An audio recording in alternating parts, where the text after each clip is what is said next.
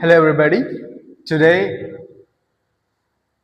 the time is 7:36,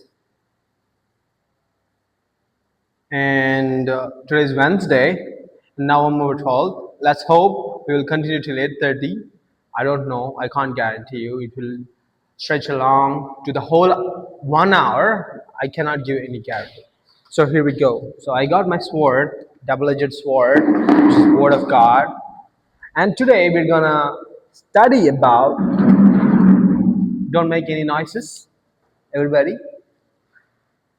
Okay, it is not important, but we need to cleanse our hearts. That is very much more very primary than anything else in this world. So we got Bible Doctrine Survey. Let me pick up. I got English version. Let me pick out. Yeah, right there. I got the Telugu version as well. So let's go. Let's study. Let's go dive. So since the last time we have been studying and through page number 30th. Until page number 30th, we have been studying the Bible doctrine. Let us recall what are those 10 primary Bible doctrines, which are theology proper, which is study about God, and bibliology, which is about the Bible, and Christology, which is about the Christ, and pneumatology, which is about Holy Spirit, and angeliology, which is about angels, and anthropology, which is about man, and hamartiology is about sin, and soteriology is about salvation, ecclesiology is about church, and eschatology about future things. So these 10 doctrines we are going to deep dive. We have been studying. We have until the last 3 days ago when we pick up this book last time. We did look in through the page numbers to the last time when we're studying, the page number of the book we are studying is 30, which is the introduction to the nature of theology. And first topic is the definition. We define theology, what it means, and what doctrine means.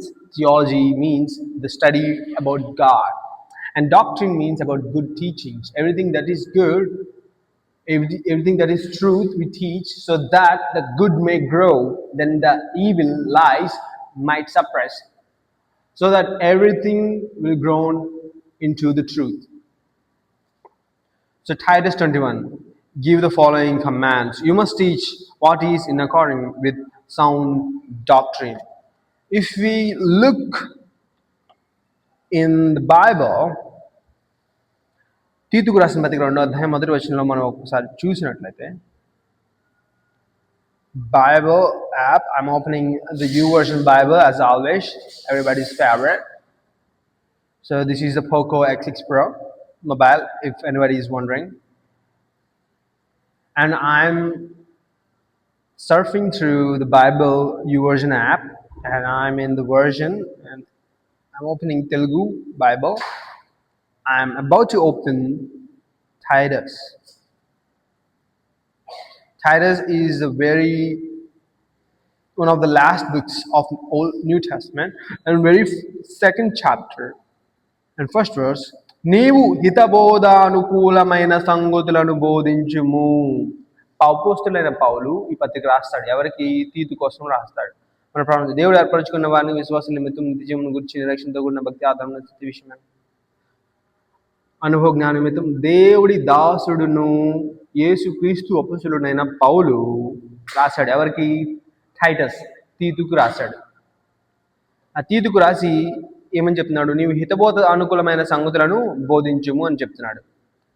And NKJVలో, but as for you, speak the things which are proper for sound doctrine. Yeah, these BDCP book, Bible Doctrine, they follow NIV version, New International Version, but we people, we follow the way more authentic one, which is King James Version. is modernized version of the literature, which is a New King James Version. When was it developed? Let's look it through. And I'm guessing it is developed through at 1900s. NKJV origin.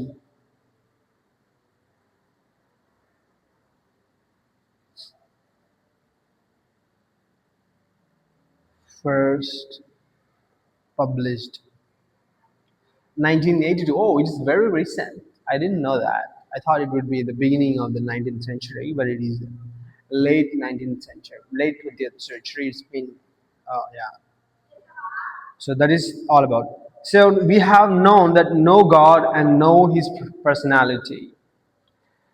So we studied in Jeremiah chapter 9, verses 23 to 24. We did study that అతిశయించువాడు దేవుని బట్టి అతిశయించవలను, భూమి మీద కృప చూపుచు నీతి న్యాయమును జరిగించుచున్న యెహోవాను నేనే అని గ్రహించి నన్ను పరిశీలనగా తెలుసుకున్న బట్టి అతిశయింపవలను, అట్టి వాటిలో నేను ఆనందించువాడని యెహోవా సెలవిచ్చుచున్నాడు అని యెర్మీయా రాసిన. మనం పేజ్ నెంబర్ 30లో వేదాంత శాస్త్రం యొక్క స్వభావాన్ని మొదటి అధ్యయనం చేస్తుండగా మనం వేదాంత శాస్త్రము అంటే ఏంటి, సిద్ధాంతము అంటే ఏంటి తెలుసుకున్నాం.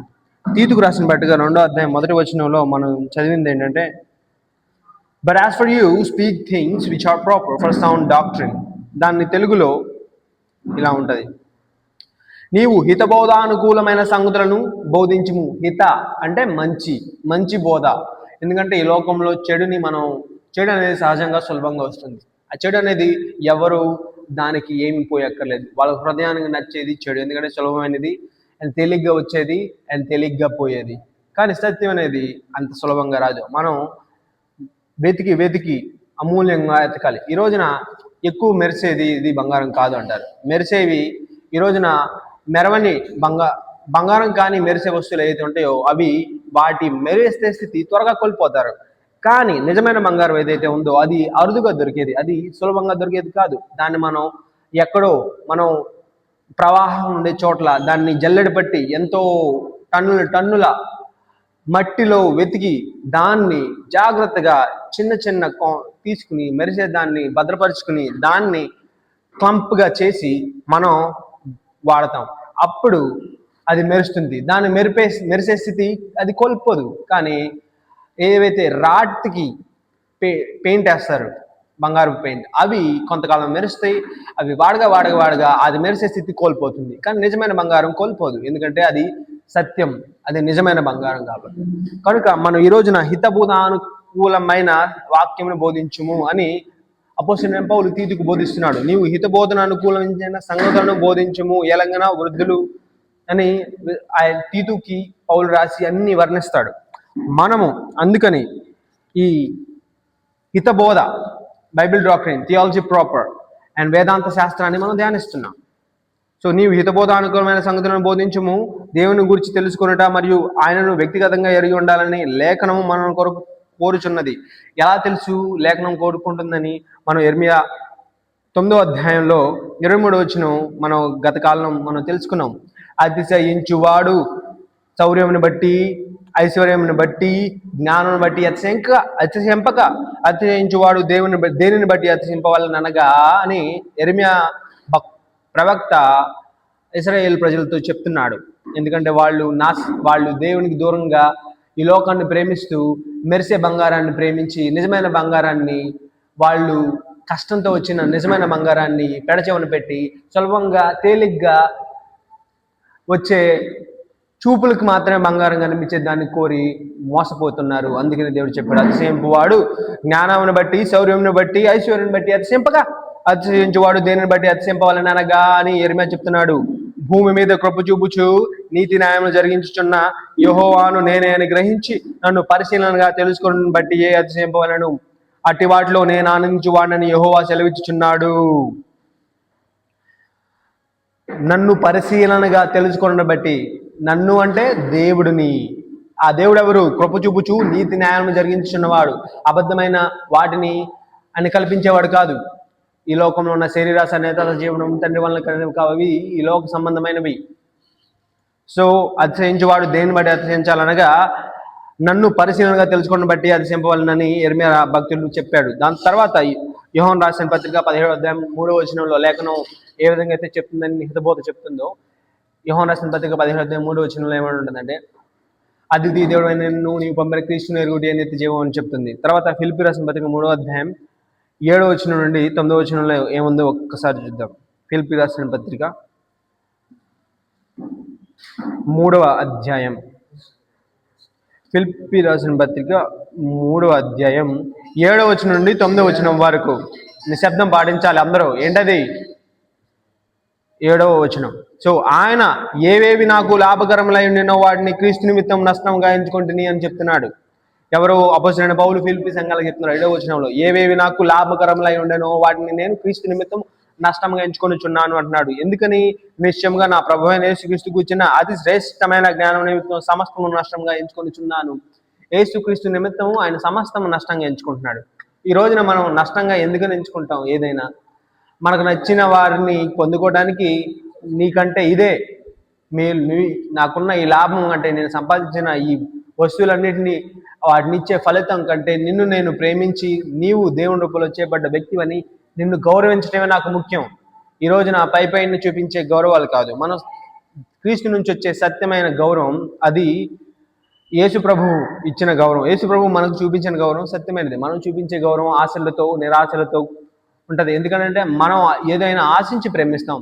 మన పిల్లల దగ్గర నుంచి, మన తల్లిదండ్రుల దగ్గర ఏదైనా ఆశిస్తాం, వాళ్ళు ఇస్తారనే ఆశతో మనం వాళ్ళని గౌరవిస్తాం. అది సులభంగా సహజంగా జరిగేదే. కానీ హృదయం నుంచి లోతుల్లో నుంచి వచ్చే సత్యం అనేది అది మరణంతో అది అంతమయ్యేది కాదు. అలాంటి విషయాన్నే మనం భయంతో గౌరవం చూపిస్తాం, లేదంటే అబద్ధంగా భయాన్ని వేషధారణతో మనం చూపిస్తాం. అలా వేషధారణగా చూపించడం వల్ల అది కొంతకాలమే ఉంటుంది, ఆపత్కాలంలో అది బయటపడిపోతుంది. కానీ నిజమైన సత్యం ఏదైతే, నిజమైన బంగారం దాని రంగు, దాని మెరుపు ఎలా అయితే పోదో, అబద్ధమైన బంగారం మెరుపు ఎలా అయితే, కోటింగ్ ఎలా అయితే వాడగా పోద్దో, అలా ఏదైతే దేవునితో అంటుకట్టబడి లోతు నుంచి వచ్చి హృదయపూర్వకంగా ప్రతిదినం ఆయనతో సంబంధం కలిగి దినదినం అభివృద్ధి చెందుతున్న వారిలో ఉన్న నిజమైన ప్రేమ అది కోల్పోనిది, అది దాని మెరుపు పోదు. సో ఆ విధంగా మనం ఫిలిప్పీ రాసిన పత్రిక 3వ అధ్యాయం 7వ వచనం నుంచి 9వ వచనంలో అపోస్తలుడైన పౌలు తన సమస్తం లాభాన్ని ఆయన నష్టంగా ఎంచుకుంటున్నాడు. ఎందుకంటే దేవుని తెలుసుకోవడానికి ఈ లోకంలో ఉన్న గొప్ప గొప్పవి కాదు మనకు కావాల్సింది. మనకి సమయం ఇవ్వాలి. మనకి సమయం ఇచ్చి మనము ఆయనతో ఉన్న సంబంధాన్ని నెలకొల్పుకోవాలనే ఆశతో మనం ఆయన ఎదురు చూడాలి. అప్పుడు మనకి ఆయనకి మధ్య సంబంధం పెరుగుతుంది. దేవుడు సమస్తాన్ని మనకిచ్చాడు. ఆయన ఇచ్చిన దాన్ని మనం ముందు పెట్టి ఆయన్ని వెనక పెట్టినప్పుడు ఆ సంబంధం బలపడదు, అది బలహీనపడుతుంది. మనం ఆనందించి వెంటనే చిటికలో మనకు ఆనందించే వాటిని మనం ముందు పెట్టుకుని ఆ ఆనందాన్ని, దాన్ని కర్తకరమైన దేవుడిని మనం ముందు పెట్టుకున్న వాటిని ముందు పెట్టుకున్నప్పుడు అవి త్వరగా దేవుడు తీసేసుకుంటాడు. అపోస్తలుడే ఎందుకంటే నిజంగా దేవుడు ఆశ్రయించబడిన వ్యక్తి వాటి మీద ఆధారపడు. మనం చూడొచ్చు, యోబు వాటి మీద ఆధారపడ్డా? ఆయన దగ్గర ఉన్న ధనాన్ని మీద ఆధారపడ్డా? దేవుడు ఇచ్చిన ధనాన్ని మీద ఆధారపడలేదు, దేవుడి మీద ఆధారపడ్డాడు. యెహోవా ఇచ్చాను, యెహోవా తీసుకొని ఆయన చెప్తాడు. ఎందుకంటే ఆయన నిజంగా దాని మీద ఆధారపడి ఉంటే ఆయన మనం చూసే దీనస్థితి కంటే మరింత దీనస్థితికి ఆయన భార్య మాట విని చనిపోయేవాడు. ఆయన చనిపోవాలి, ఎందుకంటే ఆయన నమ్మిన దేవుడు జీవం కలిగిన వాడు. ఆయన మృతుల్ని సైతం జీవం చేయగలవాడు. అన్ని ఆయన ఇవ్వగలడు, అన్ని ఆయన తీసుకుంటాడు. అది ఆయన చేసేది న్యాయమని గుర్తించిన వ్యక్తి. దుష్టులు, మూర్ఖులు, సత్యాన్ని ఎరగని వారు మనం తిరిగి అవి నష్టాన్ని చూసినప్పుడు వారు కుంగిపోతారు. దేవుడు మనల్ని విడిచిపెట్టారు అని అబద్ధాలు ఏవైతే సాతాను మనకు చెప్తాడో వాటిని నమ్ముతారు. వాటిని నమ్మటం ఇలా ఇది మర్యాద కాదు. సో ఆ సత్యాన్ని మనం ఎప్పుడైతే ఆపేక్షిస్తామో, ఈ లోకంలో ఉన్న అసత్యం మనల్ని ఎప్పుడు మోసం చేయలేదు. అలా సొంత భార్య, ఆమెతో దాదాపు 100 సంవత్సరాలు గడిపిన సొంత భార్య ఆమెలో అబద్ధాన్ని ఆయన చెవిలో పోసినప్పుడు ఆయన సత్యం వైపు వెలువిచ్చాడు అని మనం కథలుగా ఆయన గురించి చెప్పుకుంటున్నాం. ఆయన అది ఆయన మనకు ఆదర్శంగా నిలిచాడు. ఎందుకంటే సత్యం మీద ఆయన నిలబడలేదు, అసత్యం మీద ఆయన నిలబడలేదు, సత్యం మీద నిలబడ్డాడు. ఆయన దేవుడిని ముందు ఆయన దేవుడు ఇచ్చిన వస్తువులను ఆయన ముందు పెట్టుకున్నాడు, దేవుడిని ఆయన ముందు పెట్టుకున్నాడు. కాబట్టి అటువంటి అసత్యానికి ఆయన భ్రమపడలా, జడియలేదు. అసత్యాన్ని చూసి ఆయన మోసపోలేదు.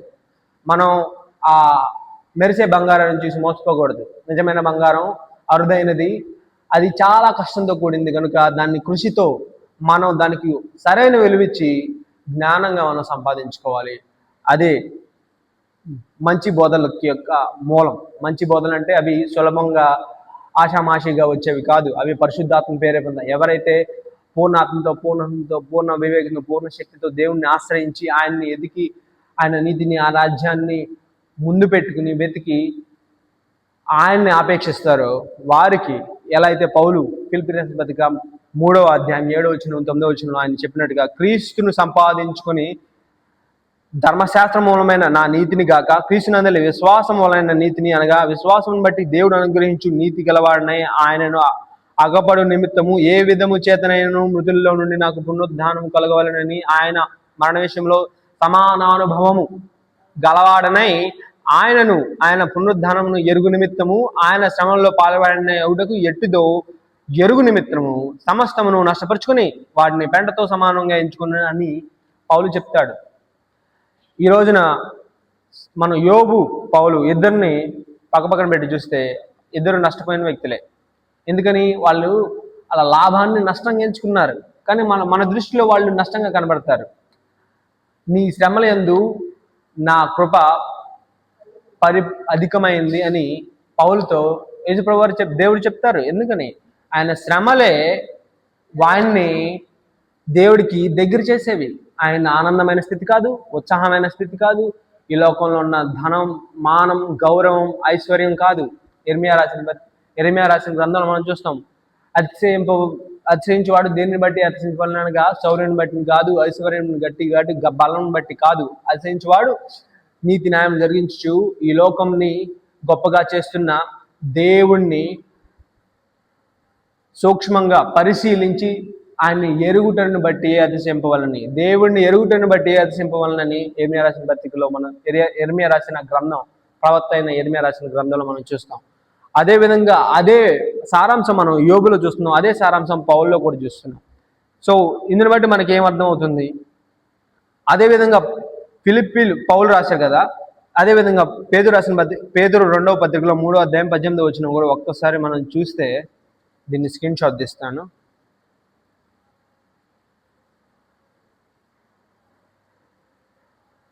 నేను ఇప్పుడు పేతురు రాసిన 2వ పత్రికను ఓపెన్ చేస్తున్నాను. పేతురు రాసిన 2వ పత్రిక మనం వెంటనే యాకోబు రాసిన పత్రిక తర్వాత ఉంటుంది. పేతురు రాసిన 2వ పత్రిక 3వ అధ్యాయం 18వ వచనంలో ఏముందో ఒకసారి చూద్దాం. మన ప్రభువును రక్షకుడైన యేసుక్రీస్తు అనుగ్రహించు కృపయందును జ్ఞానముయందును అభివృద్ధి పొందుడి. ఆయనకు ఇప్పుడును యుగాంతరం వరకును మహిమ కలుగును గాక, ఆమేన్. ఆఖరి మాటలు పేతురు గారు రాసిన మాటలు, ఆఖరి మాటలు ఇవే. మన ప్రభువును రక్షకుడైన యేసుక్రీస్తు అనుగ్రహించు కృపయందును జ్ఞానమందును అభివృద్ధి పొందుడి. కృపయందును జ్ఞానమందును. కృప ఏంటి? జ్ఞానం ఏంటి? కృపకి జ్ఞానంకి ఏంటి సంబంధం? కృప అనేది మనకు ఎవరికైతే అర్హులు కారో వారికి ఇచ్చేది కృప. జ్ఞానం అనేది సమయాన్ని బట్టి పెరిగేది. ఈరోజు దేవుడు మనకి ఆయుష్ ఇచ్చాడు. ఆ ఆయుష్ దీర్ఘకాలం ఉండడానికి కృప కావాలి. ఆ దీర్ఘకాలం ఉండి ఏం చేయాలి? జ్ఞానం కోసమే కదా. జ్ఞానం మనకు అక్కర్లేదంటే మనకి జీవంతో సంబంధం లేదు. ఈ రోజున నష్టపోయిన వాళ్ళు ఎదగలేను నేను అని నిర్ణయం తీసుకుంటారు. నష్టపోయిన నేను ఇంకా ఎదగడానికి నాకు ఆస్కారమే లేదనుకున్న వాళ్ళు ఆత్మహత్య చేసుకుంటారు. ఎందుకని? వాళ్ళ అసత్యం అనేది దుష్టుడు వాళ్ళ చెవిలో పెట్టాడు. ఎందుకంటే నీకు జ్ఞానం వల్ల, జ్ఞానంతో నీకు పని లేదని దుష్టుడు వాళ్ళకి చెవిలో పెడతాడు. అదే అవ్వనోట్లో అవ్వకి ఇది తింటే నీకేం కాదు అని చెప్పాడు. అక్కడ ఆయన సగం అబద్ధం మనకు కనబడినట్టు కనబడుద్ది, కానీ అది 1000 రెట్లు 100% అబద్ధం. అది అది ఆత్మీయ నేత్రాలు. నిజంగా జ్ఞానాన్ని అపేక్షించేవాడు, కృపను కోరేవాడు, ఆయుష్ని యుగాలు దేవుడు సంబంధం కలిగిన వాడికి అది అర్థం అవుతుంది. కానీ సంబంధం లేదు, నా జీవితం నా ఇష్టం అనే వాడికి ఆయన అంతంతో పని లేదు, క్రితపు జీవితంతో పని లేదు, ముందు ఉన్న జీవితంతో పని లేదు. ఈ క్షణాన ఈ నిమిషం నేను ఆనందంగా ఉన్నానని లేదా అని మాత్రం చూస్తాడు. ముందు చూపు ఉండదు, ఓపిక ఉండదు, జ్ఞానం ఉండదు. ఈ మూడింటిని మనం ఎప్పుడైతే ఆపేక్షిస్తామో అప్పుడు జీవితానికి ఒక అర్థం ఏర్పడుతుంది. కనుక ఈ కృప మనకు కావాలి. ఎందుకని? యుగాలు జీవించడానికి. యుగాలు ఎందుకు జీవించాలి? జ్ఞానం కోసం జీవించాలి. ఎందుకు ఆ జ్ఞానం మనకి ఘనతనిస్తుంది. అతిశయించువాడు దేవుణ్ణి ఓపికగా తెలుసుకోవడాన్ని బట్టి అతిశయింపవలనని ఇర్మియా అందుకే చెప్తాడు. అలాగే అదే విధంగా యోహాను రాసిన పత్రిక 17:3 అద్వితీయ దేవుడు అయిన నిన్ను నీవు పంపిన క్రీస్తును ఎరుగుటి నిత్య జీవం అని చెప్తున్నాడు. ఇదన్నీ మనం చూస్తే పౌలు ఫిలిప్పీ రాసిన పత్రికలో దేవుని జ్ఞానాన్ని నిమిత్తం సమస్తాన్ని నష్టంగా ఆయన కలిగిన ప్రతి లాభాన్ని నష్టంగా ఎంచుకుంటున్నాడు దేవుని జ్ఞానం కోసం, దేవుని అనుభవాన్ని పంచుకోవడం. యేసు ప్రభువు ఈ భూమి మీద ఆయన మరణానుభవాన్ని నేను ఎరగడం కోసం, ఆయన శ్రమ అనుభవాన్ని ఎరగడం కోసం సమస్తాన్ని నష్టంగా ఎంచుకున్నాడు. అదేవిధంగా 2 పేతురు పత్రికలో ఆఖరి మాట పేతురు రాసింది 3వ అధ్యాయంలో, మీరు యేసుక్రీస్తు కృప యందును జ్ఞానం యందును ఏం చేయాలి? ఎదగండి అని చెప్తున్నాడు. పేతురు, పౌలు, ఇర్మియా, ఇలా మనం ఇంకా లోతుకి వెళ్తే అనేకమైన సామెతల్లో చూడొచ్చు. యెహోవా యందు భయం జ్ఞానోకమూలం. భయం ఎందుకు? ఈ రోజున మరణాన్ని తప్పించుకోవడానికి భయం బాగా ఉపయోగపడింది, అవునా కదా? ఈ రోజున భయం లేదనుకోండి, మరణంతో అందరూ ఆడుకుంటారు. దేనికి భయపడరు? ఇక్కడ నుంచి 10 బిస్కిల్ నుంచి దూకడానికి ఎంత భయం. చాలా మందికి అసలు ఎక్కడానికే ఇష్టపడరు, కొండ ఎక్కడానికి అసలు ఇష్టపడరు. కొంతమంది బండి నడవడం ఇష్టపడతారు, పడతాను ఎవరో నుంచి గుద్దేస్తారని భయం. పడవలో వెళ్ళడానికి ఇష్టపడరు, భయపడతారు. పడవలో అంటే మునిగిపోయి చచ్చిపోతానే ఉన్నాయి. అవన్నీ భయాలు. ఎందుకని? ఆ భయం మనల్ని భద్రం చేస్తుంది. ఆ భద్రం కనుక మనలో నుంచి అది రాకపోతే మనం భయం లేని వారై అజ్ఞానంగా లోతుల్లో చిక్కుకుని నష్టపోతాం. మన ఆయుష్ వృధా అయిపోతుంది. మనం పాపంలోనే మనం మరణిస్తాం. అప్పుడు మనకి విముక్తి పోద్ది. కృప, దేవుడి మనకు అనుగ్రహించే కృపని మనం చేతులారా విడిచిపోయిన వారు అవుతాం. మనం ప్రతి వ్యక్తి యొక్క జీవాన్ని మనం ఆపేక్షించాలి. అందుకనే ఈ లోకంలో దేవుడిని కృప మనకి ఇచ్చాడు కాబట్టి అనేక మందికి ఆ కృపను మనం పంచేవారిగా ఉండాలి. ఆ కృపను మనం పంచేవారిగా లేనట్లయితే మనలో ఉన్న అజ్ఞానం మనల్ని తినేస్తుందని అర్థం. ఎందుకంటే కృప విలువను తగ్గించేస్తున్నాం. మనం కృపని పంచబోవడం వల్ల ఆ కృప మనకి అంత గొప్పది కాదు అని మనం నిర్ధారించాం. ఆ కృపని ఎందుకు పంచట్లేదు? ఎందుకంటే దాని విలువ మనం ఇంతకుముందు కట్టాము, కానీ అలివి తెగ్గిపోయినట్టు. ఎందుకంటే మనం పొందింది మెరిసే బంగారం కాదు, అది స్థిరమైన అక్షయమైన బంగారం. బంగారం నిజంగా అక్షయమైనది, అది దాని మెరుపు ఎప్పుడూ కోల్పోదు. ఆ విషయం మీకు తెలుసోలేదు. అయితే వజ్రం ఏదైతే ఉందో, వజ్రం కూడా ఆ వజ్రం మెరవడానికి అది ఎంతో ప్రెషర్తో, ఎంతో కాలం, అది ఎన్నో వేల కోట్ల సంవత్సరాలు ప్రెషర్ని అనుభవించడం వల్ల దానికి ఆ మెరుపు వస్తుందని వజ్రాన్ని మన శాస్త్రవేత్తలు చెప్తారు. ఆ వజ్రాన్ని మనం కలిగిన వ్యక్తులుగా, ఆ బంగారాన్ని పొందిన వ్యక్తులు దాన్ని అపూర్వకంగా ఎందుకు చూస్తారంటే దాని కోల్పోని స్థితి, మెరిసే స్థితిని కోల్పోయింది అది. అందుకని వాళ్ళంతా అపూర్వకంగా చూస్తారు. ఏ రాయైనా, ఏ పిచ్చి రాయైనా వాటి విలువ దానికి ఎంత సులభంగా అయితే వేస్తారో అంతే సులభంగా పోతాయి వేరే రాళ్ళు, కానీ అవి పోవు. అందుకనే నిశ్చయత్వం, అక్షయ స్థితి, నిశ్చంచల స్థితి వాటికి ఉన్నది కనుక వాటికంత విలువ పెరిగింది. ఈ రోజున యేసు ప్రభువుని నమ్మే వ్యక్తులు కృప వలన పొందిన ఈ గొప్ప బహుమతిని మనం అంతే విలువలేనిదిగా, నష్టంగా మనం ఎంచుకున్నాం అనుకోండి, మనకు ఆ విలువ దాంతోనే పోతుంది. సో అందుకనే ఇర్మియాలో, యోహానులో, ఫిలిప్పీలో, పేతురులో, ఈ 4 పుస్తకాల్లో అన్నిటికంటే ముందు జ్ఞానాన్ని సంపాదించుకొని స్పష్టంగా చెప్తుంది. ఎందుకంటే యోహాను రాసిన పత్రికలో అయితే నేను చెప్పినట్టుగా ఉన్నట్టుగానే దేవుణ్ణి ఎరగటమే నిత్య జీవనం ఉంది. ఈ రోజున ఒక భార్య భక్తులు ఉన్నారంటే ఒకళ్ళు ఎరిగే కొద్దీ వాళ్ళ అన్యోన్య సంబంధం పెరుగుతుంది. ఒక పిల్లల తల్లిదండ్రులు ఉన్నారంటే వాళ్ళిద్దరూ ఆయన ఎదిగే కొద్దీ ఆయన ఏమేమి చేస్తాడో తెలుసుకుంటాడు. తండ్రి ఏమేమి చేశాడో ఈ పిల్లవాడు తెలుసుకుంటాడు. వీళ్ళు ఒకళ్ళనొకళ్ళు ఆరాధించుకుంటారు. నువ్వు ఎంత గొప్పవాడివి, నేను అంతకన్నా గొప్పవాడిని అవ్వాలని తల్లి కుమారులు బిడ్డల యొక్క సంబంధం అలా పెరుగుతుంది. మీ రోజున అటువంటి అన్యూన్యమైన సంబంధంలో గౌరవాలు, ఇష్టాలు, ప్రేమలు అపురూపంగా ఉంటాయి. ఎక్కడైతే అసత్యం, అబద్ధాలు, మోసాలు ఆ సంబంధంలో జోరబడతాయో, వాళ్ళు అవకాశం ఇస్తారో, అప్పుడు అవి నిలబడు, అవి బలహీనపడిపోతాయి. ఎలా అయితే పెయింట్ వేసిన రాయికి బంగారం అని పేరు పెట్టి అమ్ముతారో, అలాగే అవి కొంతకాలానికి పోతాయి. మనం సత్యాన్ని ఎప్పుడైతే ఆపేక్షిస్తామో, అందుకనే మంచి బోధను, హిత బోధను ఎందు తీతు రాసిన పత్రిక 2వ మొదటి వచనంలో నీవు హితబోధను సంబంధమైన బోధనను బోధించు అని తీతుకి అపోస్తలుడైన పౌలు చెప్తాడు. హిత అంటే మంచిది ఏదైనా ఉంది అంటే అది కోల్పోని స్థితి. ఏదైతే చెడ్డది ఏదైతే ఉందంటే అది కోల్పోయేది, నష్టపోయేది అని మన అనుభవంతో చెప్తారు.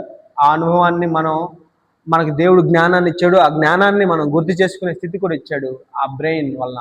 కనుక ఇవన్నిటిని మనం అంతే గొప్ప స్థాయిలో చేయడానికి ఈ హితబోధలే అవసరం. అందుకని మనం బోధ చేసుకోవాలి ఒకరినొకరు.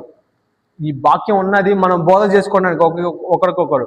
ఒకవేళ మనం బోధ చేసుకోవడం ఆపిన రోజున మనలో అసత్యం, దుష్టుడు నాటినవి ఎవ్వరు నీళ్ళు పోయే అవసరం లేదు, అవే సులభంగా పెరిగిపోతాయి.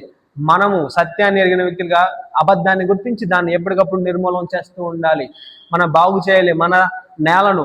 అలా ఎప్పుడైతే బాగు చేయడం ఆపేస్తామో మనలో ఉన్న దుష్టుడు మనలో ఉన్న అసత్యాన్ని, మన దురాశలను పెంచేసి దేవునికి దూరం చేస్తాడు. కనుక మనం ప్రతిరోజు మనల్ని మనం పరీక్షించుకుంటూ పరిశోధించుకోవడం, హిత బోధలో మనం ఎదగాలి. అందుకని ఈ సిద్ధాంతం అంటే క్రమంగా మనం ఒక జ్ఞానాన్ని ఎదిగేయాలనే గురితో యేసు ప్రభువారు ముందుకు వచ్చి ఏ జ్ఞానంతో అయితే ఆయన ఈ ప్రపంచాన్ని జయించాడు, అదే జ్ఞానంతో మనం ఈ ప్రపంచాన్ని జయించాలి. ఎందుకంటే క్రీస్తుని పోలి నడుచుకొనిడి అని చెప్తున్నాడు.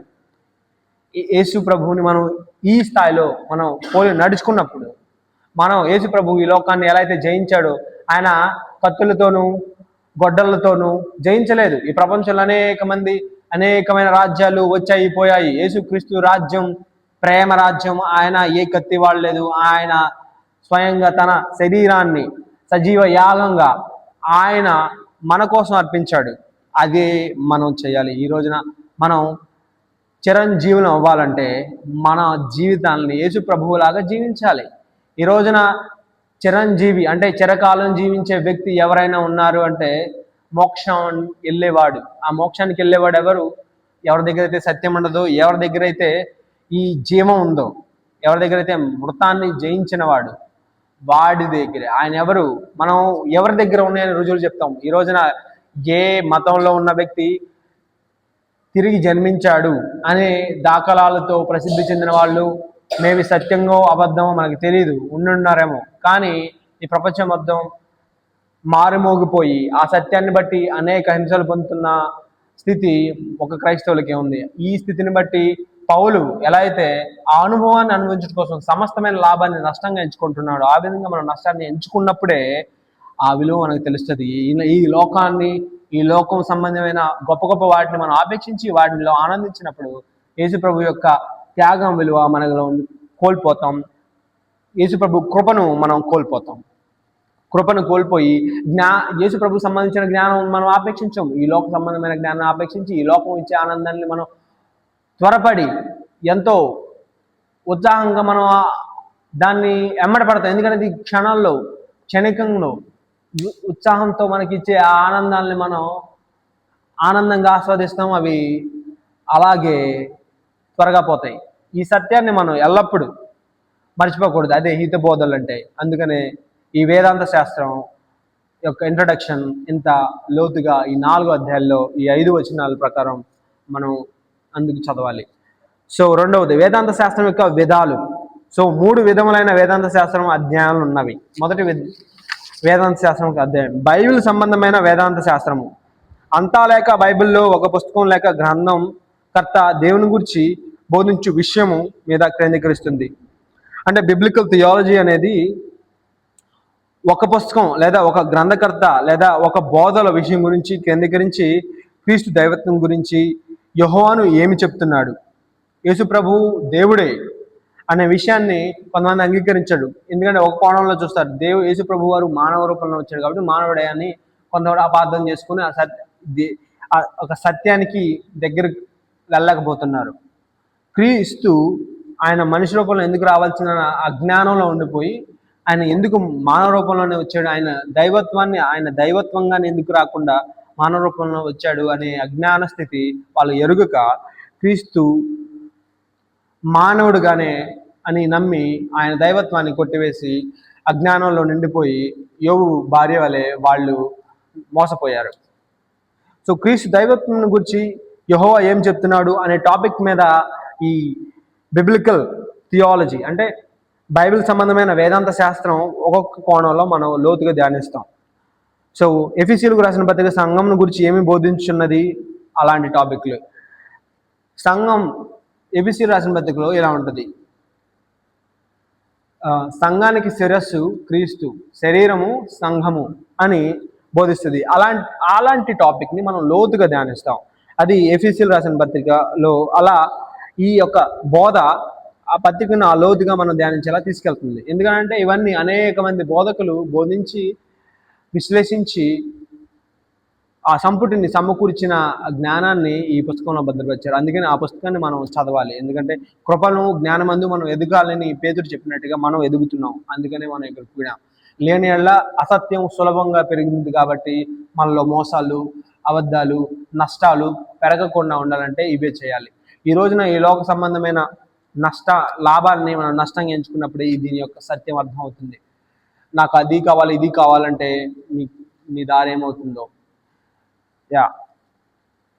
నీకు దేవునికి మధ్య ఉంది. సో రెండవ పాయింట్, వేదాంత శాస్త్రం యొక్క విధాలు. మొదటి ఒక గ్రంథాన్ని గురించి లేదా గ్రంథకర్తను గురించి, గ్రంథంలో ఒక టాపిక్ గురించి మనం చదివే విధానం మొదటిది. రెండవ విధానం క్రమబద్ధమైన వేదాంత శాస్త్రం అంటే సిస్టమాటిక్ థియాలజీ. ఎలా అంటే దేవుని గురించి మరియు ఆయన క్రియలను గురించి దేవుని గురించి మరియు ఆయన క్రియను గురించి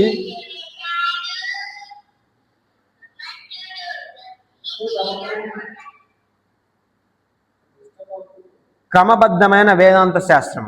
సో దేవుని గురించి మరియు ఆయన క్రియలను గురించి బైబిల్ బోధించుచు, ఇప్పుడు ఎత్తాల్సిన అవసరం లేదు, దేవుని గురించి మరియు ఆయన క్రియను గురించి బైబిల్ బోధించు అంతటి యొక్క అధ్యాయమును క్రమమైన అమరిక మరియు పరస్పర సంబంధమైన విషయాల గురించి కేంద్రీకరిస్తుంది. అంటే ఇంగ్లీష్లో చూద్దాం. Focus on the study, orderly arrangements and correlations of all Bible teachings about God and his word. సిస్టమాటిక్గా అంటే ఇది బిబ్లికల్ థియాలజీ అనేది ఒక టాపిక్ మీద కేంద్రీకృతమై మొదటి విధానంలో మనం నేర్చుకుంటాం. కానీ రెండవ విధానం అయితే క్రమబద్ధమైన, అంటే బైబిల్ ఆరంభం నుంచి ఇంత చివరి వరకు మొత్తం మీరు రాయక్కర్లా, వినండి. పుస్తకం మీకు అందుబాటులో ఉంది, చదువుకోండి, అప్పుడు రాయండి. ఓకే. సో అంటే ఖచ్చితంగా రాయొద్దని కాదు, మీరు దృష్టి దీని మీద ఉండండి. ఫస్ట్ దేవుని గురించి మరియు ఆయన క్రియలను గురించి బైబిల్ బోధించు ఆయన యొక్క అధ్యయనం క్రమమైన అమరిక మరియు పరస్పర సంబంధం మీద కేంద్రీకరిస్తుంది. సో బైబిల్లో ఒక టాపిక్ తీసుకుందాం, నీతి అనేది మనం ఎక్కువ ఎక్కడ చూస్తాం?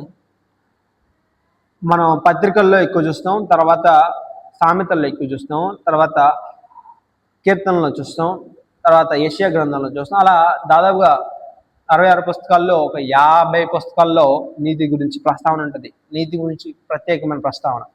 సో అలా ప్రతి పుస్తకాన్ని మనం ధ్యానిస్తే దాని లోతైన అర్థం మనకి కోణంలో మనకు అర్థం అవుతుంది.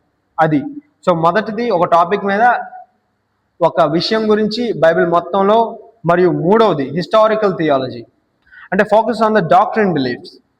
సో వేవేరు చారిత్రాత్మక కాలంలో సంఘం యొక్క సిద్ధాంతము నమ్మకముల మీద సాంప్రదాయకరమైన మరియు భిన్న మత సో హిస్టారికల్ థియాలజీ అంటే చారిత్రకమైన, ఎలాగో చూద్దాం. Focuses on the doctrine belief. వేర్వేరు చారిత్రాత్మక కాలాల్లో సంఘం యొక్క సిద్ధాంతముల నమ్మకముల మీద కేంద్రీకరిస్తుంది. అంటే ఈ రోజున ఈ కాలంలో మన విశ్వాసం ఈ ఆధునిక కాలంలో ఒక స్థాయిలో ఉంటుంది, కానీ మిడివల్ ఏజ్ అంటే మధ్య సంఘంలో విశ్వాసం చూస్తే అది ఒక రకంగా ఉంటుంది. కానీ ఆదిమ సంఘ విశ్వాసం మరింత గొప్పగా ఉంది.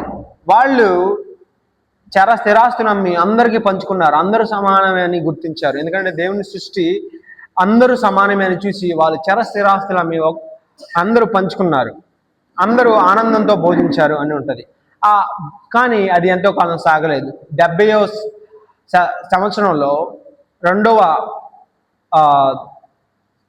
యెరూషలేము దేవాలయం సొలొమోను చేత కట్టబడి కూలిపిచ్చివేయబడి బబులోను చేత మరలా 3 దిశలుగా కట్టబడిన ఆ దేవాలయాన్ని 200 కాల వ్యవధిలో రోమియోల చేత యూద తిరుగుబాటు వల్ల వాళ్ళు నాశనం అయిపోద్ది.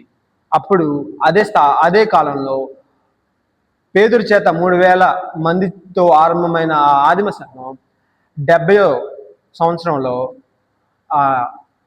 యూదుల తిరుగుబాటు వల్ల రోమీలు వాళ్ళని పతనం చేయడం వల్ల దేవాలయాన్ని కూల్చివేయడం వల్ల చెదిరిపోతారు ప్రపంచం మొత్తం. సో అలా ఆ విశ్వాసాన్ని ఆ మూడు దిశల్లో ఆ విశ్వాసం చూడొచ్చు. పాత నిబంధనలో ఉన్న సంఘం యొక్క విశ్వాసం ఒక స్థాయిలో ఉంటుంది, మరియు ఆదిమ సంఘంలో విశ్వాసం ఒక స్థాయిలో ఉంటుంది. మనం ఆదిమ సంఘం ఏం చేశారు? అపోస్తుల కార్యములు ఓపెన్ చేయండి, తీయండి, 2వ అధ్యాయం 16వ వచనం నుంచి అనుకుంటా.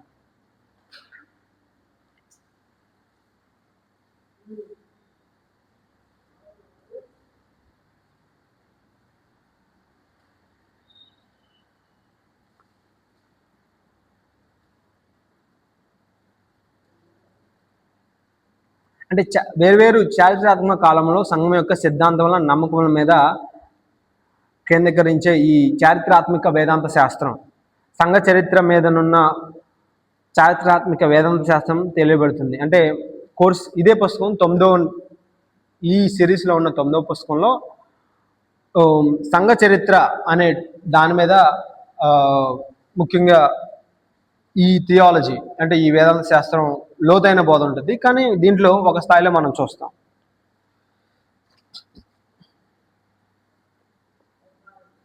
యా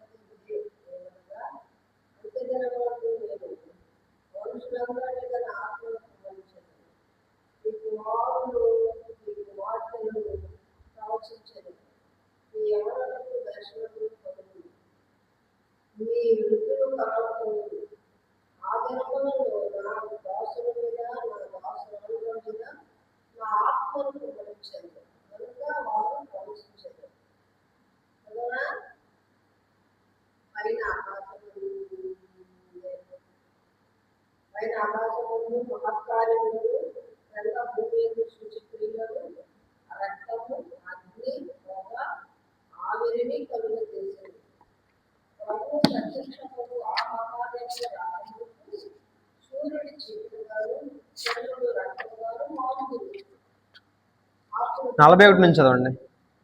41.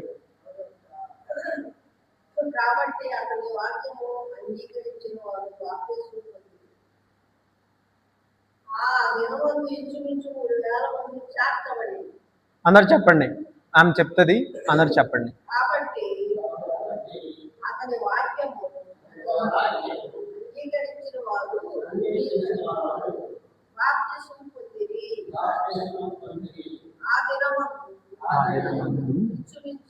ఇంచుమించు 3000 మంది చేర్చబడింది. వీరు అపోస్తుల బోధయందును సహవాసమందును రొట్టె వేచుట ఎందును ప్రార్థన చేయుట ఎందును ఎడతెగక ఉండేది. అప్పుడు ప్రతివానికి భయము కలిగెను, మరియు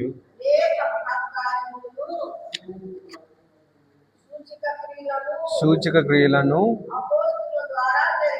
అపోస్తుల ద్వారా జరిగాను. విశ్వసించిన వారందరూ ఏకముగా కూడి తమకు కలిగినదంతయు సమష్టిగా ఉంచుకొనిరి. ఇదియుగాక చరస్థిరాస్తులను అమ్మి అందరికిని వారి వారి అక్కర కొలది పంచిపెట్టిరి. మరియు వారేక మనస్కులై ప్రతిదినము దేవాలయంలో తప్పక కూడుకొనుచు ఇంటింట రొట్టె విరుచుచు దేవుని స్తుతించుచు ప్రజలందరి వలన దయ పొందిన వారై ఆనందముతోను నిష్కపటమైన హృదయముతోను ఆహారం పుచ్చుకొనుచుండిరి. మరియు ప్రభు రక్షణ ప్రభుచున్న వారికి చెప్పండి అనుదినము వారితో చేర్చబడెను. అది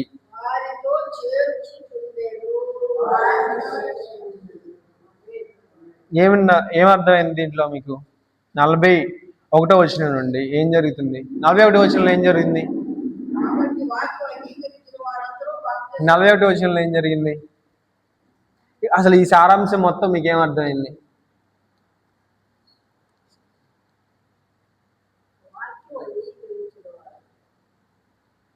మనం సంభాషించుకోవాలి. మనం సంభాషించుకోలేదనుకోండి, నీ శరీరానికి మీకు ఇంత ముఖ్యం కాదు అని మీ బ్రెయిన్ చెప్పిద్ది. మీ బ్రెయిన్ ఏం చేసిద్ది? డిలీట్ చేసిద్ది అదంతా. మీకేం గుర్తుంటాయి?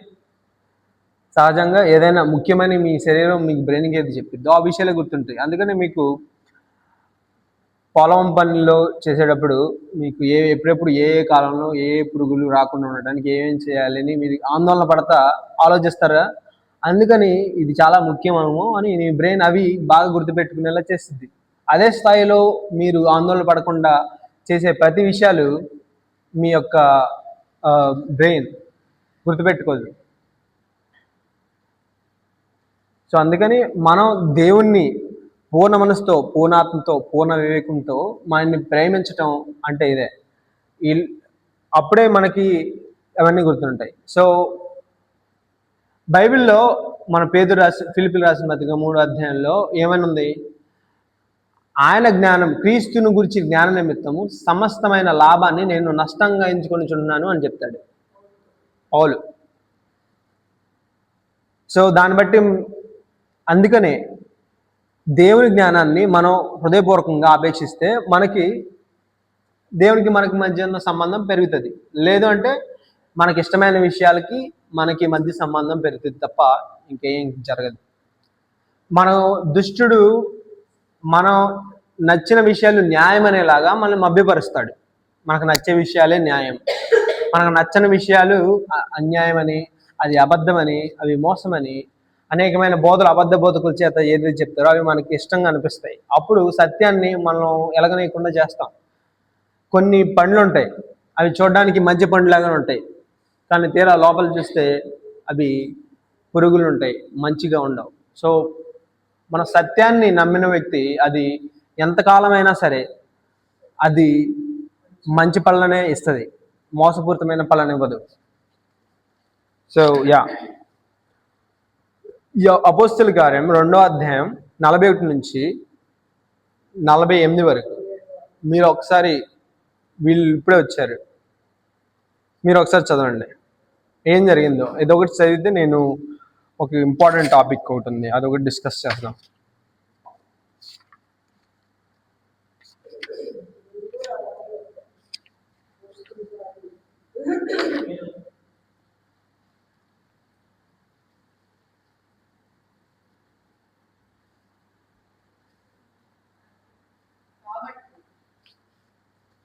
నలభై ఒకటి. మీరు ఇప్పుడే వచ్చిన వాళ్ళు ఒకసారి దాని మీద ఆసక్తిగా ఒకసారి అర్థం చేసుకుంటే ట్రై చేయండి. ఓకే, సరే. మీరు తిరిగి ఫస్ట్ ఒకసారి చదవండి, మీరు చూడండి. అపోస్తల కార్యం 2వ అధ్యాయం. నన్ను డైరెక్ట్గా అడగొచ్చు,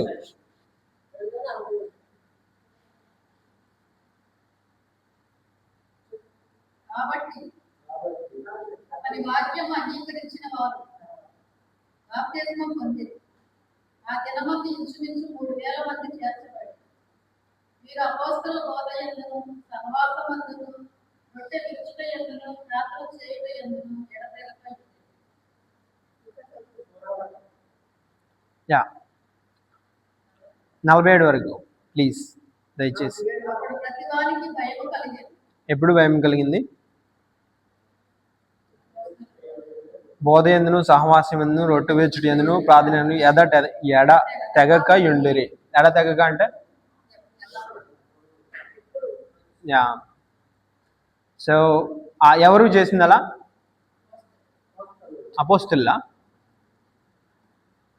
ఆదిమ సంఘమా? మొదటి సంఘం అది. అపోస్తులు నడిపించారు, వాళ్ళ వెనక మళ్ళా సంఘం నడిచింది. యా. So next. అప్పుడు ప్రతి వానికి భయము కలిగేది. మరియు అనేక మహత్కార్యములను సూచక్రియలను అపోస్తలుల ద్వారా జరిగింది. విశ్వసించిన వారందరూ ఏకముగా కూడి ఎవరు కలిగినదంతయు సమిష్టిగా ఉంచుకుంది.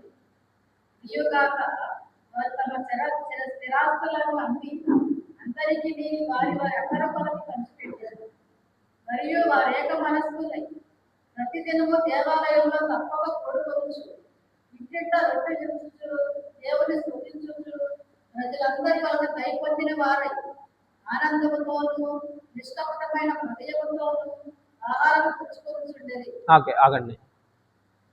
ఆనందంతోనూ నిష్కపటమైన హృదయంతోనూ ఆహారం పుచ్చుకొనిచుండిరి. ఈ రోజున సహజంగా సులభంగా మనకు ఆనందం వచ్చేది ఎప్పుడు? మంచి ఆహారం తిన్నప్పుడు, అవునా కదా? అందరికీ వస్తుందా ఆ సహజమైన ఆనందం? అందరికీ వస్తుంది, సహజంగానే వస్తుంది. కానీ ఇక్కడ ఎందుకని ప్రత్యేకంగా ఆనందముతోనూ నిష్కపటమైన హృదయంతోనూ ఆహారం పుచ్చుకొని అన్నారు? ఇప్పుడు తిన్నాక మనకు వచ్చే ఆనందం వేరు, తినక ముందు వచ్చే ఆనందం వేరు.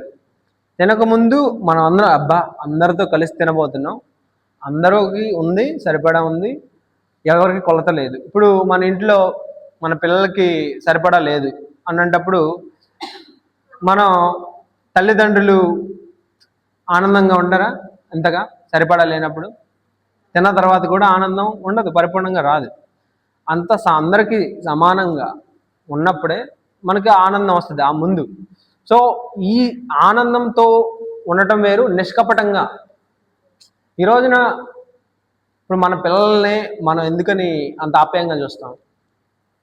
వాళ్ళకి మన ఘనతంగా ఉంటారని. సహజంగా ఏ పిల్లల తల్లిదండ్రుల సంబంధమైనా వాళ్ళు వీళ్ళకి సహజంగా వాళ్ళ సంబంధం పెరిగే కొద్దీ వీళ్ళకి నమ్మకంగా ఉంటారు, గౌరవంగా ఎంచుకుంటారు. ఎందుకంటే కష్టపడి పెంచారు. మన హృదయం సహజంగానే వాళ్ళని ప్రేమించమని చెప్తుంది. సహజంగానే వాళ్ళని ప్రేమించేస్తాం, వాళ్ళని చక్కగా ఎదిగిస్తాం, మనం నడిచిన త్రోవల్లో నడిపిస్తాం. అదంతా సులభంగా జరిగిపోతుంది. కానీ కొన్ని కఠినమైన సందర్భాల్లో కూడా మనం ఓర్చుకుంటాం. ఎందుకని? అది సహజమే కనుక. ఎందుకంటే అనేక మంది ఓర్చుకోవడం వల్ల వాళ్ళు గొప్పవాళ్ళు అయ్యారని మనం చూసాం. అలా కాని అలా కొంతమంది నష్టపోయారని చూసాం. కనుక సహజంగానే మనం ఓర్చుకోవడం మంచిది కాబట్టి నిర్ణయం తీసుకున్నాం కాబట్టి ఓర్చుకుంటున్నాం. అలా మనం వాళ్ళతో పాటు ఎదుగుతాం, వాళ్ళని ఎదిగిస్తాం, గొప్పగా ఉంటుంది. అది సహజంగా జరగాల్సింది, దేవుడు అలా నిర్ణయించాడు. ఎందుకంటే దేవుడు పిల్లలు అనేవాళ్ళు స్వేచ్ఛని ఇష్టపడతారు సహజంగా. మనం యేసు ప్రభు దేవుడిని, వాళ్ళు సృష్టించిన పిల్లలైన మనల్ని చూడండి. మనం దేవుడికి నచ్చినవి ఎప్పుడు చేయటం మన వల్ల అవుతుందా?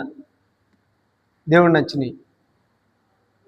ఎందుకంటే దేవుడికి నచ్చిన పని చేయడం అంటే ప్రతిదాన్ని లోబరుచుకుని, ప్రతిదాన్ని మన ఆధీనంలో పెట్టుకుని ధైర్యంగా ముందడుగు వేస్తూ ఆయనే సమస్తానికి కర్త అని గొప్పగా జీవించడం అనే నిర్ణయం తీసుకుని జీవించటం వల్ల సాధ్యమైంది. కానీ అందరూ అలా జీవించలేకపోతారు. ఎందుకంటే దుష్టుడు అబద్ధాన్ని, అసత్యాన్ని నాటాడు. అది ఆ అబద్ధాన్ని, అసత్యాన్ని సులభంగా ఇష్టపడుతున్నారు. ఈ దృఢమైన గొప్ప జీవితాన్ని కష్టపడి సమస్తాన్ని చక్క చేయడం అనే నిర్ణయాన్ని తీసుకోలేకపోవడం వల్ల ఈ సులభమైన ఆనందాన్ని ఇచ్చే అబద్ధాలు అయితే ఉన్నాయో, ఆడంబరానికి ఏదైతే రంగు వేసిన బంగారం ఉంటుంది కదా, బంగారం పేరు మీద ఆ ఏదైతే ఆ మెరుపు, కోల్పోయే మెరుపు ఉంటుందో అది సులభంగా చేసేయచ్చు. కానీ నిజమైన బంగారం అనేది ఎంత కష్టమో తెలుసా చేయడం. ఒక ఒక రివర్ ఉందనుకోండి, ఆ రివర్ని దాదాపుగా ఒక వ్యక్తి ఉన్నాడు, ఒక నెల రోజులు ఇలా తోడినప్పుడు ఒక 2 గ్రాముల బంగారాన్ని ఆయన సంపాదించాడు. యూట్యూబ్లో ఒక వీడియో ఉంది, వీడియో చూసిన. 2 నెలలు పట్టింది దానికి 2 గ్రాముల బంగారం ఎదగటానికి. అంటే పెద్ద పెద్ద టెక్నాలజీ వచ్చింది. ఒక పెద్ద క్రెయిన్ ఉంటుంది, దాంతోనే వడబొట్టేస్తారు. అప్పుడు దాని ప్రొడక్టివిటీ పెరుగుతుంది సులభంగా. ఇప్పుడు ఎంత సులభమైనా సరే దాని ఖర్చు వేరు. ఇప్పుడు బంగారం విలువ పెరుగుద్దంటే ఎందుకని? దానికి ఖర్చు, దాన్ని తీయడానికి ఎంత ఖర్చు అయింది, దాన్ని అమ్మడానికి, ఈ తేవడానికి ఎంత ఖర్చు అయింది, దాన్ని భద్రపరచడానికి ఎంత ఖర్చు అయింది, ఆ ఖర్చు అంతా కలుపుకుని మనకు దాని విలువ పెరిగిద్ది. సో ఈ ఖర్చులు అయ్యి లేవనుకోండి, దారిలో దొరికే రాయికి అంత విలువ ఉండదు. ఎందుకని? దానికి తీసుకొచ్చి ఇదిగో రాయి అయిపోయింది. దానికి విలువైంది. ఎవరు కష్టపడలా, ఎవరో తీసుకొచ్చి దాన్ని భద్రపరచలా, తీసుకొచ్చి ఇచ్చేసారు. అలా అందుకని విలువ లేని వాటికి అది పెద్ద ఖర్చు అవసరంలా. సో విలువైన వాటిని మనం ఖర్చు చేయాలి, కృషి చేయాలి, అది స్థిరంగా ఉంటుంది. రాయికి ఆ మెరుపు సులభంగా పోద్ది, కానీ బంగారానికి ఆ మెరుపు నిత్యం ఉంటుంది. ఆ బంగారం అనేది అనేకమైన విషయాల్లో వాడతారు. దాని గుణం అనేది గొప్పది, అందుకనే దానికి ఆ విలువ వచ్చింది. సో ఎందుకంటే పాతకాలంలో రాగి, ఇనుము కాలం ఉండేది. ఆ కాలంలో ఇవన్నీ వాటి సారాన్ని కోల్పోతాయి, ఎందుకంటే తుప్పు వలన, వాటి విలువ అంతా కొంతకాలానికి పోద్ది. కానీ బంగారం తుప్పు పట్టిద్దా? తుప్పు పట్టదు. అందుకనే పాతకాలంలో దాన్ని బాగా విలువిచ్చేవారు. ఈ తుప్పు పట్టింది, ఇది మీకు ఈ బంగారాన్ని మీరు అంటే ఇంకొక పిల్లల తరానికి ఇవ్వచ్చు అని. దాన్ని అంటే జపాన్ ఆ ఏరియాల్లో పాత వాళ్ళు ఏమని చేసేవాళ్ళు అంటే, ఆ బంగారం లాగా నేను నిత్యం జీవించాలి అని ఏదేదో వాళ్ళు ఒక దైవాన్ని, బంగారు దైవాన్ని పెట్టుకుని బంగారం తాగేవాళ్ళు అంట. తాగి చనిపోయారు, అది వేరే విషయం. సో వాళ్ళ ఆచారం ఉండేది, ఎందుకంటే దాని గుణాన్ని బట్టి వారు దైవాన్ని చేసేసారు. సో అలా ఆ విలువ అనేది పోయింది. సో ఈ రోజున ఆదిమ సంఘం గురించి చదివాం. ఆదిమ సంఘం ఆనందంతో అంటే నిష్కపటంగా చేశారు. అది ఎలా సాధ్యమైంది? పైన అన్నీ చేయగలిగారు కాబట్టి ఇది నిష్కపటమైన భోజనం చేయగలుగుతుంది. ఈ రోజున మనం ఈ సంఘంలో ఎప్పుడైనా భోజనం ఏర్పాటు చేసుకున్నాను అనుకోండి, కొరత ఏర్పడింది అనుకోండి, నేను అందరితో సమానంగా డబ్బులు ఇచ్చాను, నాకేది అని గొడవ పడడానికి ఎవరు వెనకాడరు, అవునా కదా? కొంతమంది వెనకాడరు, ఎందుకంటే అది న్యాయం అనిపిస్తుంది కాబట్టి. మనకి మేము ఇచ్చాము, మాకు రావాలి కదా, అది న్యాయమే కదా ఆ పోరాటం. సో ఆదిమ సంఘానికి అటువంటి కపట స్థితి లేదు, నిష్కపటంగా ఉన్నారు. ఎందుకని? 41వ వచనం నుంచి ఒకసారి మళ్ళీ స్టడీ చేయండి. ఆమె బోధ చేశారు అని మనం ఒక్కొక్క డిడక్షన్ చేసుకుంటూ వెళ్ళాలి.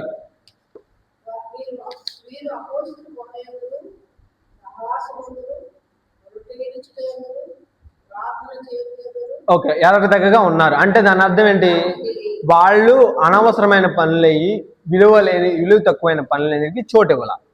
అంటే వాళ్ళ హృదయం కల్మషం అవ్వడానికి ఛాన్స్ లేకుండా చేసుకున్నారు. మొదటిది అంటే సహజంగా మనకి ఏదైనా రోడ్ల మధ్య వెళ్తుంటే ఎవరైనా గొడవ పడతారు అనుకోండి, మన హృదయం కలిసి వేసి అంటే ఏదో ఆందోళన వచ్చేసిద్ది.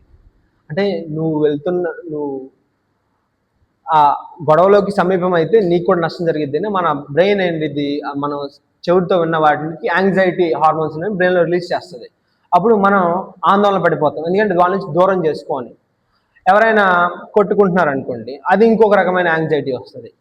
సో ఈ విధంగా మనం ఈ లోకంలో ఏది జరిగే ప్రతి అనర్థమైన సంబంధాలకి మనం రియాక్ట్ అవ్వడం వల్ల మన బ్రెయిన్ కూడా అటువంటి సందర్భాల్లో ఆందోళన పడిపోయి నిశ్చింతగా మనం కూడా అలాగే చేయలేము, ఈ లోకం ఎలాగే నడుస్తుంది కదా, మనం అలాగే చేద్దాం, ఏమైంది, అందరూ అలాగే చేస్తున్నారు కదా అని కాంప్రమైజ్ అయిపోతాం. కపటమైన స్థితి వచ్చేస్తుంది.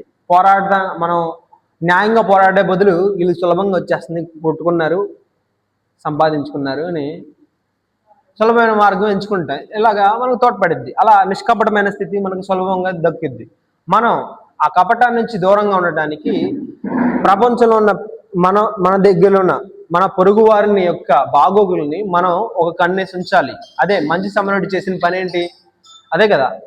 ఆయన దారిలో పోయేవాళ్ళు, యాజకుడు, యూదుడు, లేవీయుడు, వాళ్ళందరూ ఆయన వదిలేశారు. ఎందుకని? నాకెందుకు వచ్చింది గొడవ అని. అది వాళ్ళు ఆ స్థితిని వాళ్ళు నిరాకరించారు. నాకు ఆ స్థితి వద్దు, ఒకవేళ నేను ఆ స్థితిలో ఉంటే నాకు ఆ స్థితి రాదు, ఎందుకనంటే నేను ఆ స్థితిలోకి ఎప్పుడు వెళ్ళనని వాళ్ళకి ధీమా ఉంది. అంటే ఈ లోకంలో అసత్యమే లేదు, నాకు జరగదని అపనమ్మకంలో వాళ్ళు ఉన్నారు. ఈ నిజమైన మంచి సమరయుడు అంటే వేరే దేశం వ్యక్తి, ఇంకొక దేశం వ్యక్తి, ఈయన ఏమనుకున్నాడు? ఈయన పడిపోయాడు అంటే నా పొరుగువాడు అయినప్పటికీ, నా శత్రువు అయినప్పటికీ ఈ స్థితి నాకు రావచ్చు. అంటే ఈ స్థితి నాకు ఎలా రావచ్చు? ఎందుకంటే ఈ లోకం దుష్టలోకం, ఈ స్థితి నాకు వస్తుంది, ఈ అవకాశం నాకు మరలా రాకూడదు. అంటే నేను ఇక్కడే ఈ దుష్టత్వాన్ని అంతం చేయాలని నిర్ణయం తీసుకున్నాడు. కాబట్టి ఆయన చేయగలిగాడు. ఇంత లోతుగా ఆలోచిస్తామంటే ఇది లోతుగా ఆలోచించే వాళ్ళకి ఇటువంటి సత్యం బయటపడిద్ది, ఈ ధైర్యం వస్తుంది. ఈ ధైర్యం ఎవరికి ఎందుకు రాదు సహజంగా అంటే, ఇంత లోతుగా ఎవరు ఆలోచించరు. సులభంగా చూడంగానే వచ్చే ఆలోచన ఏంటి? భయపడు, యాంగ్జైటీగా ఫీల్ అవ్వు, దూరంగా ఉండు, ధైర్యాన్ని కోల్పో. సులభం. ధైర్యంగా ఉండాలంటే ఒక ప్రత్యేకమైన హార్మోన్లు రిలీజ్ అవుతాయి మన బ్రెయిన్లో. అది మనం కృషి చేసే వాళ్ళకి, బాగా కష్టపడే వాళ్ళకి అవి సులభంగా వస్తాయి అని కొంతమంది చెప్తారు. నేను దాని గురించి స్టడీ చేయలే ఇప్పుడు. స్టడీ చేయాలనుకుంటున్నా, చేస్తాను. సో ఆ మంచి సమరయుడు లోతుగా ఆలోచించాడు. ఎందుకంటే జ్ఞానాన్ని పొందాలని చూసుకున్నాడు. ఎలా అయితే పేతురు రాసిన పత్రిక 3వ అధ్యాయం చివరి 18వ వచనంలో, మీరు యేసుక్రీస్తు కృపయందును జ్ఞానమయందును ఎదుగుడి అని చెప్తాడు. ఆయన కృపలో, జ్ఞానంలో మనం ఎదిగినప్పుడు ఏమరిగిద్ది? అద్వితీయ దేవుడు నిన్ను నీవు పంపిన క్రీస్తుని ఎరుగుటే నిత్య జీవం అని ఎలా అయితే యోహాను రాసిన పత్రిక 17:3 వచనంలో ఉంటుందో, నిత్య జీవం ఆయన్ని ఎరగటమే మనం ముఖ్యంగా పెట్టుకున్నప్పుడు. ఎందుకంటే ఈ లోకంలో అజ్ఞానంగా బ్రతికే వాళ్ళందరికీ జీవితం చిరకాలం ఉంటుందా? అజ్ఞానంగా ఉండే బ్రతుకు చిరకాలంగా ఉండదు. ఈ రోజున ఒక వైర్ కండక్టివిటీ అంటే కరెంట్ షాక్ వస్తుందని ఎరగని వ్యక్తి దాన్ని అజ్ఞానంగా పట్టుకుంటే వాళ్ళకి షాక్ కొడుతుంది. అది అజ్ఞానం వలన కలిగిన అజాగ్రత్తతో వచ్చిన క్రియకు ప్రతిఫలం. అది ఈరోజు మనకి జ్ఞానం కలిగి, భయం కలిగి చేసినప్పుడు అదంతా మనకి సంభవించదు. ఎందుకు? ఆదిమ సంఘం భయంతో ఉందా, భయం లేకుండా ఉందా? ఎలా చెప్తున్నారు? ఏ వచ్చిన ఎందుకని వచ్చింది వాళ్ళకి ఆ భయం? సార్ చదవండి.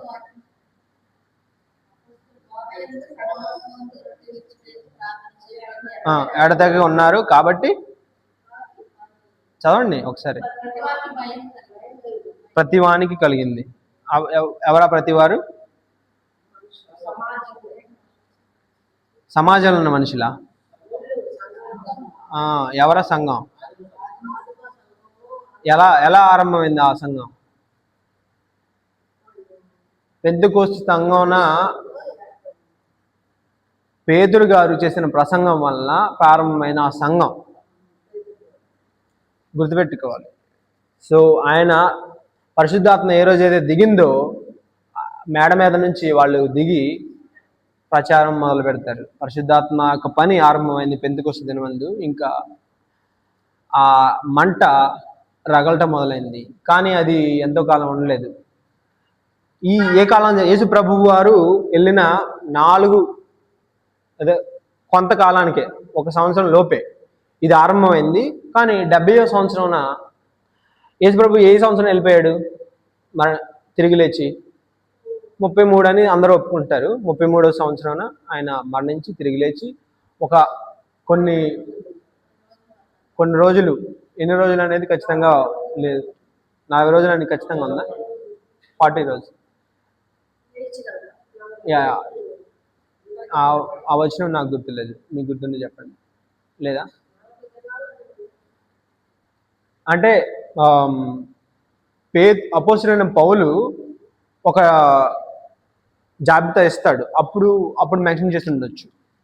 నాకు ఆ వచనం గుర్తులేదు. యా, అందుకే నాకు ఎగ్జాక్ట్గా చెప్పట్లా. సో ఆయన కొన్ని రోజులు నుండి తిరిగి లేచి వెళ్ళిపోయాడు. ఆ డేట్ని గుర్తుపెట్టుకోవడం మనకు మంచిది. ఆయన అన్ని రోజులు ఉన్నానని చెప్పినప్పుడు ఆయన మొదట స్త్రీలకి, తర్వాత పేదరులకి అని చెప్తారు. సహజంగా అయితే స్త్రీలకి కనిపించారు అనేది చాలా మంది నమ్మరు. ఎందుకంటే ఆ కాలంలో స్త్రీకి అంత విలువ ఇచ్చేవాళ్ళు కాదు. స్త్రీలకి వాళ్ళు స్త్రీని ఒక కోర్టులో సాక్ష్యానికి ఎవరైనా చెప్తారు అంటే స్త్రీని చెప్పే సాక్ష్యాన్ని వాళ్ళు అంగీకరించరు. ఒక పురుషుడే చెప్పాలి ఆ సాక్ష్యాన్ని అంగీకరిస్తారు. సో అటువంటి లో స్టేటస్ ఉండేది స్త్రీలకి. సో అటువంటి స్త్రీలనే దేవుడు మొదట కనబడి ఆ దాన్నే ఒక సాక్ష్యంగా, మొదట కనబడిన స్త్రీలకే కదా, మగ్దలేనే మరియకి, ఆ సాక్ష్యాన్నే ప్రకటించారు. ఏది కప్పివేసి మా పురుషులైన 12 మంది శిష్యులకి అని రాయలా, ఉన్నట్టే రాశారు. అప్పుడు మనం ఈ కాలంలో దాన్ని నమ్మటానికి సులువైంది, కానీ ఆ కాలంలో వాళ్ళకి అది నమ్మడానికి సులువు అవ్వలేదు. ఎందుకంటే స్త్రీని అంత వివక్ష అనేది అప్పుడు బాగా ఉండేది. సో ఈ ఆదిమ సంఘం భయం ఎందుకు వచ్చింది అంటే వాళ్ళు ఎడతెగంగా ఉన్నారు. ఏ అసత్యానికి, ఏ అబద్ధానికి వాళ్ళు చోటు ఇవ్వలేదు. ఈ రోజున మనం అబద్ధానికి, అసత్యానికి చోటు ఇవ్వడానికి కారణాలు ఏంటి? సౌకర్యం. అబద్ధం చెప్తే సరిపోద్ది, ఏముంది, వాళ్ళందరూ అబద్ధం చెప్తున్నారు, నేను కూడా అబద్ధం చెప్పి గోడ దూకేస్తాను. ఇవాళ కూడా అటెండెన్స్ పడిపోయింది అని చెప్పేసి అబద్ధం చెప్పేయడం సులువు, అవునా కదా? వచ్చారు 10 మంది వచ్చారు, అటెండెన్స్ అయిపోయింది సులువు. మనం కష్టపడే అవసరంలా, అందరినీ ట్రాక్ చేయాల్సిన అవసరం లేదు. ఈ రోజున ఎంత డబ్బులు వచ్చినాయి అంటే వచ్చినాయి, ఎంత వచ్చినాయి, 10, 20 అంతే. ఏముంది, మనల్ని మనం కాపాడుకోవడానికి మనం చేసే ప్రక్రియ అబద్ధం. కానీ సులభంగా మనకి అది సౌకర్యాన్ని ఇస్తుంది. కానీ అదే దాని రంగు బయటపడినప్పుడు, దాని ఫలాలు, కఠినమైన ఫలాలు మనకి అవి ఎదురు దెబ్బలుగా మారినప్పుడు మనం చింతిస్తాం. ఈ అబద్ధం అనేది మనకు అలవాటైపోద్ది. చిన్న చిన్న విషయాల్లో ఎప్పుడైతే మనం నమ్మకాన్ని కోల్పోతామో అది పెద్ద పెద్ద విషయాల వరకు వెళ్తుంది, మనకు తెలియదు. దుష్టుడు ఆ స్థాయిలో ప్లాన్ వేసి మనల్ని మోసం చేస్తున్నాడు. సో మనం ఖచ్చితంగా చిన్న చిన్న విషయాల్లో నమ్మకంగా ఉండాలి. ఎందుకంటే యేసుప్రభు వారు ఒక ఉపమానంలో చెప్తాడు. ఆ ఉపమానం ఒకసారి చదివితే మంచిది. లూకా సువార్త 18వ అధ్యాయం, ఐ థింక్.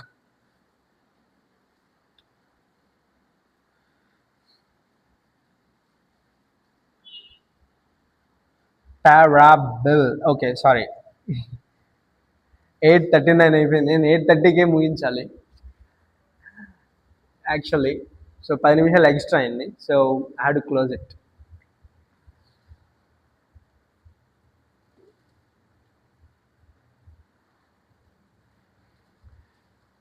నేను 7:30 నుంచి 8:30 దాకా చెప్తాను సులభంగా. నేను ఇప్పుడు టైం చూసుకోలేదు కాబట్టి 10 నిమిషాలు ఎక్కువైంది. I'm sorry. సో యా, అది మరి స్టడీ చేసుకోండి, మీకు అర్థమైంది. Will continue.